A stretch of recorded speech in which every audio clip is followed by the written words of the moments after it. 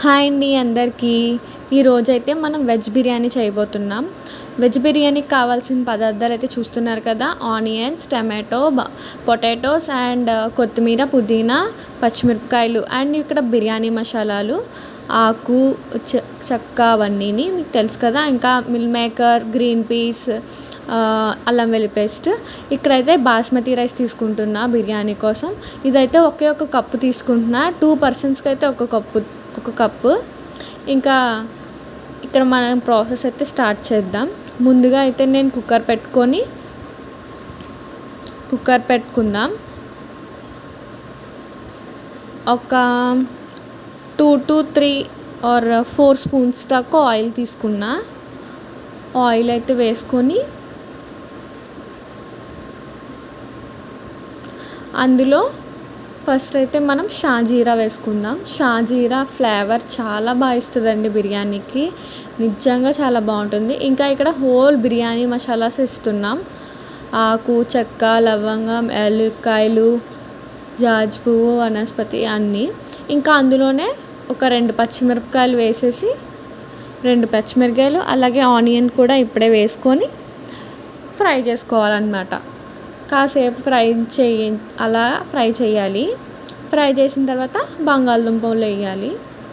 బంగాళదుంపలు కూడా ఫ్రై అయిన తర్వాత అందులోనే మనం మిల్ మేకర్ కూడా యాడ్ చేసేద్దాం. మిల్ మేకర్ ఫస్ట్ నానబెట్టుకోవాలి. నానబెట్టుకున్న మిల్ మేకర్ వేయాలన్నమాట. ఇలాగా కాసేపు వాటిని ఫ్రై చేసిన తర్వాత ఒక 2 స్పూన్స్ ఏమో అల్లం వెల్లుల్లి పేస్ట్ వేసుకుందాం.